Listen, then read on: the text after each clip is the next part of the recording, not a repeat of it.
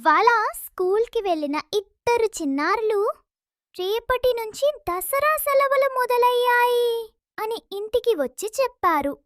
అమ్మమ్మ, ఇంటికి వెళ్దాం. స్టేషన్లో పరుగులు పెట్టి, "ఒర్రే!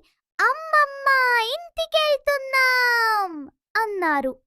అక్కడికి వెళ్ళేసరికి అమ్మమ్మ ఎదురు చూస్తూ ఉంది. మంచం మీద పడుకుని, "రేపు మేళాకి వెళ్దాం, ఆడుతాం, జూలాలు ఊబుతాం" అని చర్చించారు. పండగ రోజు అమ్మమ్మ తలంటు సానాలు చేయించి కొత్త బట్టలు ధరిస్తారు. బట్టలు వేసుకుని డాన్స్ చేస్తారు. అమ్మమ్మ కళ్ళల్లో వెలుగు.